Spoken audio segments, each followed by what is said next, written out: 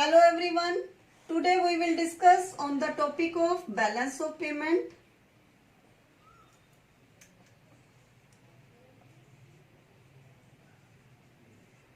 देखिए, every country wants to know their income and expenditure of a country with the rest of the world through balance of payment. तो balance of payment क्या होता है? Balance of payment is a statement of account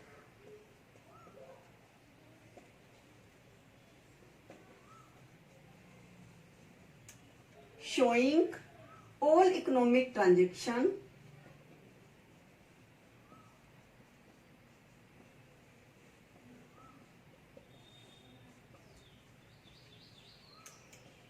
of a country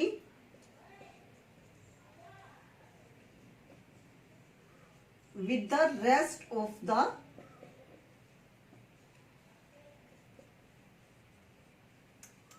world at a given period. देखिए, it is a statement of account. यह accounts बनाते हैं. इसमें account में क्या होता है? Debit and credit. अभी आगे हम बनाएंगे तो आपको क्लियर हो जाएगा. It shows all economic transactions. Economic transactions क्या क्या होती हैं? Export and import of goods, export and import of services,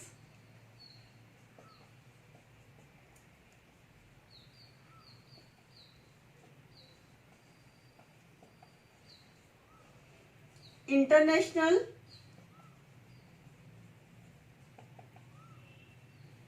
buying and selling of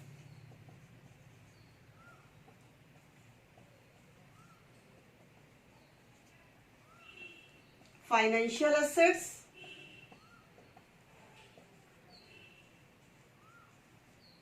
like stock and bond.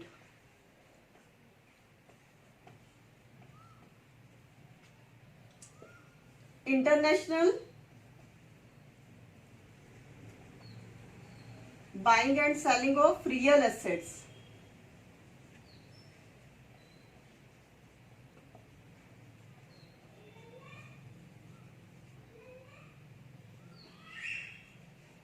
like land and machinery.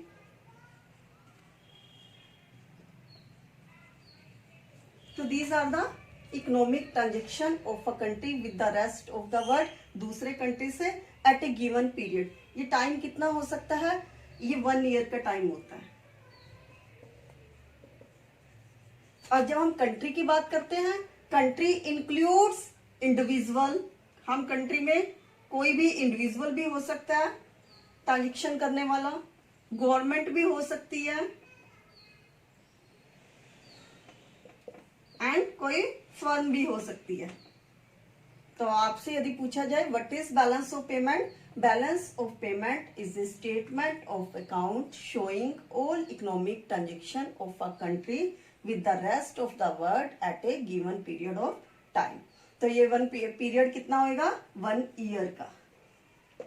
तो देखिए, economic transaction, export and import of goods, services. यदि तो ये goods होती है तो goods को हम क्या कर सकते हैं? देख सकते हैं. तो this is known as visible items. और services, you can not see the services, तो दीज आर इनविजिबल आइटम.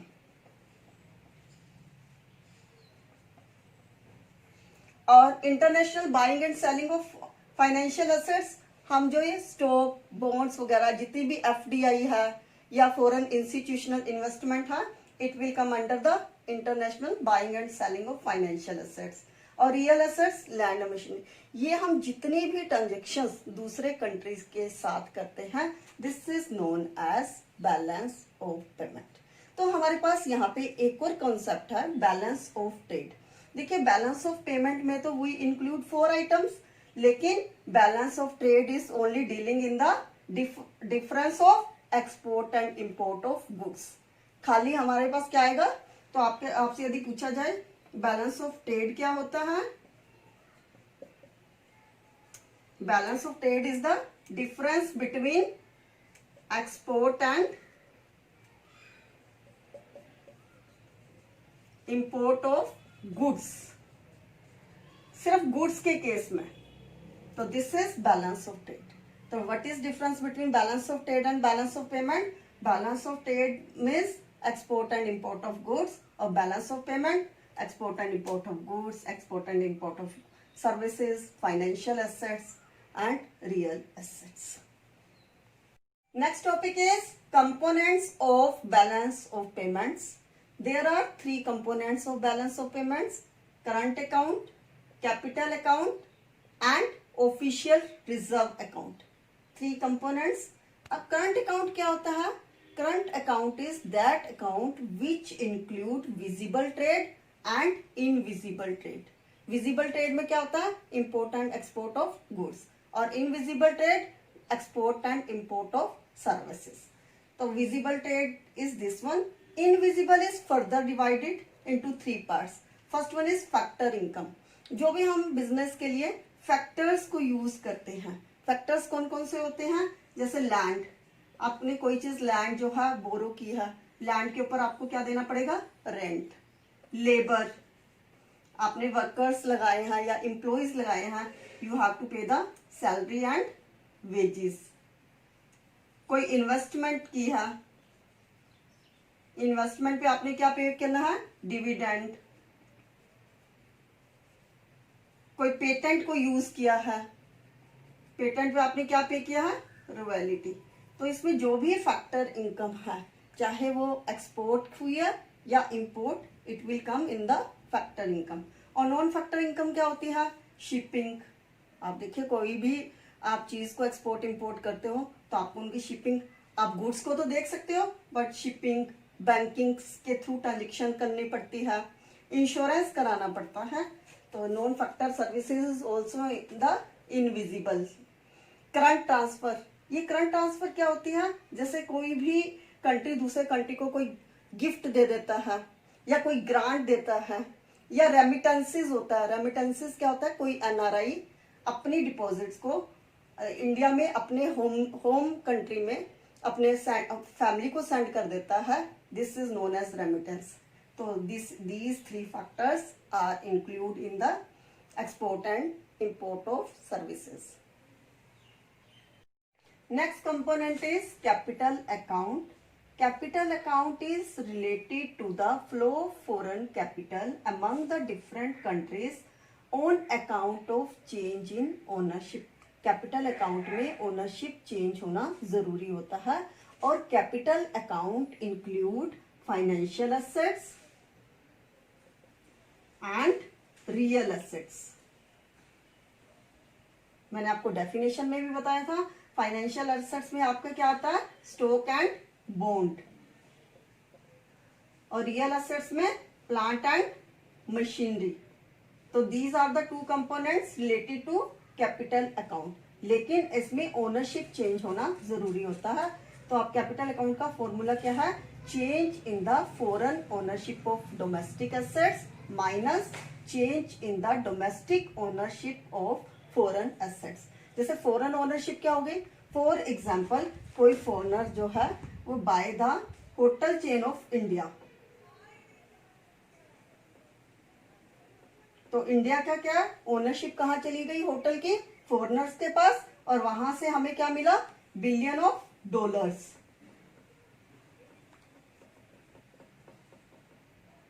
तो ऐसे ही डोमेस्टिक ओनरशिप, यदि इंडिया जो है फॉरेन का कोई होटल को बाय कर लेता है तो इंडिया के पास क्या आ जाती है? ओनरशिप ऑफ होटल, और चला क्या जाता है? Billion of rupees. तो आपका जो है this is the capital account. Next topic is structure of capital account. Capital account includes foreign investment and borrowings. Foreign investment क्या होती है? If foreign investors invest in the other country, that is known as the foreign investment. Foreign investment could be in the form of foreign direct investment and foreign institutional investment. Foreign direct investment में यदि foreign people जो है they take the investment of the other countries enterprises, this is known as the foreign direct investment. आप example दे सकते हो Walmart का. और foreign institutional investment क्या है? यदि foreign investor invest in the other countries in less than 10% of the equity of shares and bonds, this is known as the foreign institutional investment. इन दोनों में क्या डिफरेंस होता है? फॉरेन डायरेक्ट इन्वेस्टमेंट और foreign institutional investment में, foreign direct investment में जो ownership है वो more than 10% of equity capital.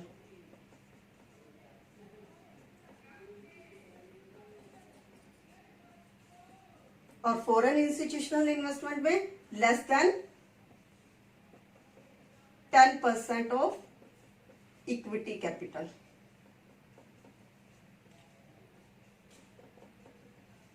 So this is the foreign investment.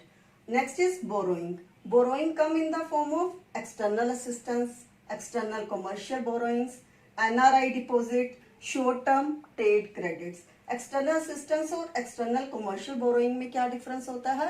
इसमें जो है foreigners they provide the borrowings to the other country at a concessional rate.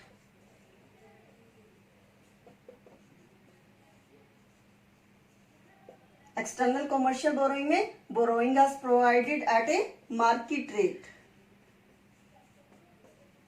Of interest.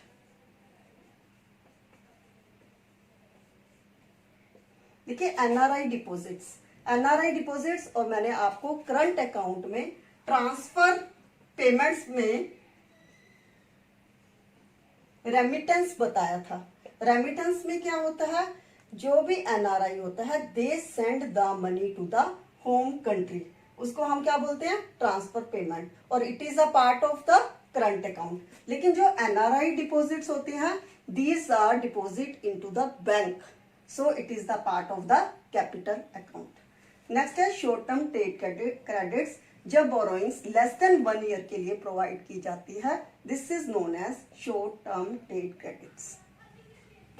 Next topic is why balance of payment of a country is always balances. This is very important. यहाँ मैंने एक projected balance of payment account बनाया है. It shows the receipts and payments of current and capital account. There are mainly two major accounts, current and capital account. जो है there is a receipts जो है there is 600 crores and payments हैं 800 crores. ऐसे ही capital account में जो receipts हैं this is 400 crores and payments हैं 190 crores. ये मैंने सारे के सारे जो भी आपको कैपिटल और करंट अकाउंट में आइटम्स बताई थी उन्हीं आइटम्स को इंक्लूड किया है.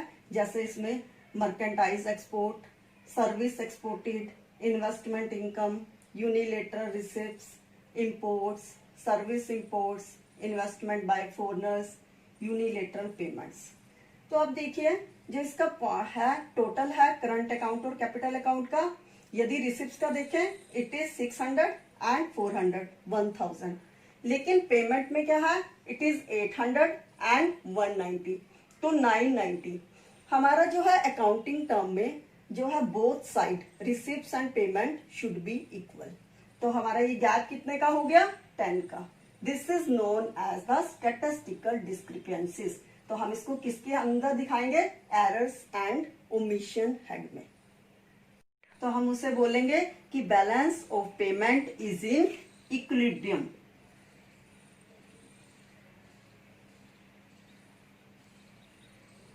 देखिए बैलेंस ऑफ पेमेंट सरप्लस भी होता है और डेफिसिट भी होता है. इस केस में देखिए रिसिप्ट्स कितनी हैं? 1000 और पेमेंट्स कितनी हैं? 800 प्लस 190. यदि हम एरर्स एंड ओमिशंस को इग्नोर करते हैं तो 990. तो इट मीन्स क्या है? Receipts is more than payments. तो हमारा ये क्या हो जाएगा? Balance of payment is surplus. Surplus कब आता है? जब receipts are greater than payments. और यदि ये 1000 की जगह 900 होता और पेमेंट जो है सेम 990 होती तो हमारा क्या होता? Balance of payment is deficit.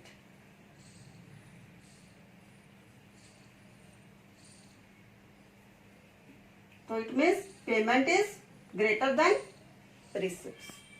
तो so this is the balance of payment in accounting terms. इसको हम इकोनॉमिक टर्म्स में भी बता सकते हैं. देखिए, जो बैलेंस ऑफ पेमेंट में आपका करंट अकाउंट है, करंट अकाउंट में हमारी रिसिप्ट्स है 600 और पेमेंट्स है 800. इसलिए हमारा ये करंट अकाउंट क्या है, डेफिसिट है. क्यों? क्योंकि हमारी रिसिप्ट्स कम है और पेमेंट ज्यादा है. तो हमारा ये हो गया करंट अकाउंट डेफिसिट. कितने अमाउंट से हुआ, 200 करोड़ से. हम इसको कैसे ओवरकम कर सकते हैं, कैपिटल अकाउंट सरप्लस से.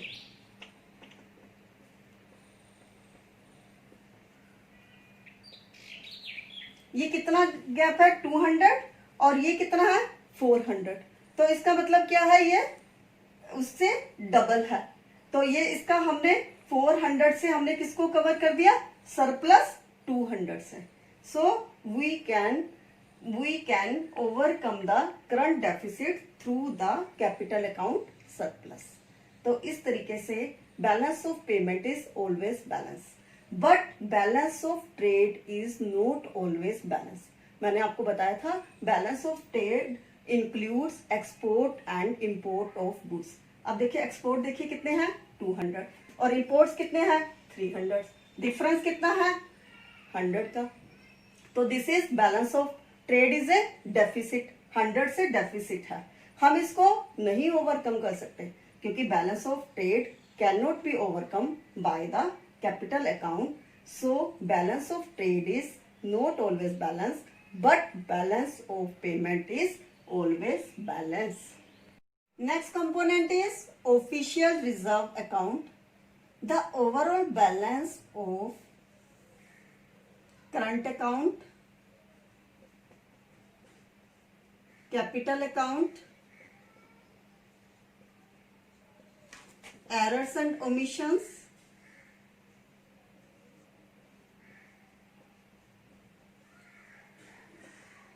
reflect the official reserve of RBI. This is overall balance.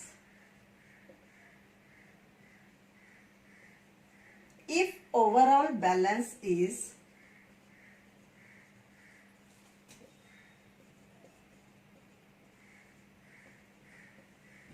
positive, that means official reserve is increasing.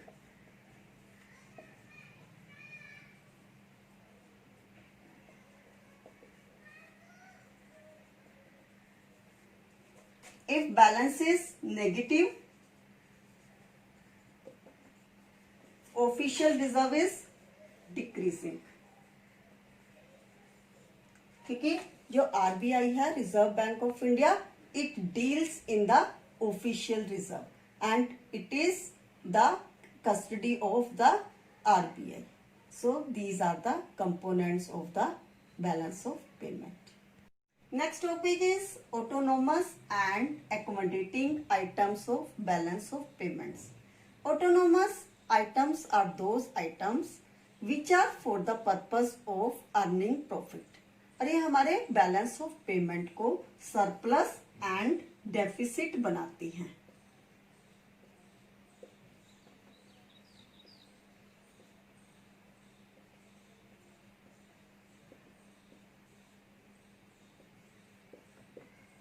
ठीक है, फॉर एग्जाम्पल हमारे एक्सपोर्ट एंड इंपोर्ट हैं. It makes the balance of payment surplus and deficit. लेकिन accommodating items क्या होती हैं? These are the item which restore the surplus and deficit and make it in equilibrium.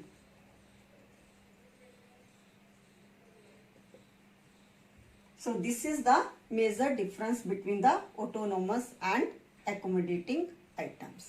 तो इसमें कैसे ये इसको इक्विलिब्रियम में लेके आती है? यदि हमें लगता है कि हमारा बैलेंस ऑफ पेमेंट सरप्लस है या डेफिसिट है. सरप्लस के केस में the country will give the borrowings to other countries.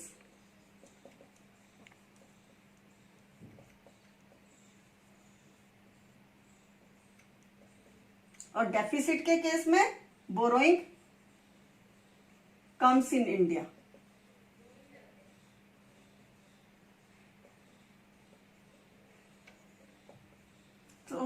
तो लाइक दिस वन जो है, it will stable the deficit and surplus. Next topic is difference between autonomous and accommodating items. Autonomous item में transactions are for profit motive purposes और accommodating में free from profit motive. Second क्या है? It makes the balance of payment imbalance. जैसे मैंने definition में बताया था आपको, जो करंट अकाउंट है और capital account it may be deficit और सरप्लस, लेकिन एकोमोडेटिंग आइटम क्या है? It restore the balance of payment deficit और surplus through borrowing, foreign exchange reserve. Next है movement of goods and services are include in current and capital account, लेकिन accommodating में movement of official reserve with the RBI.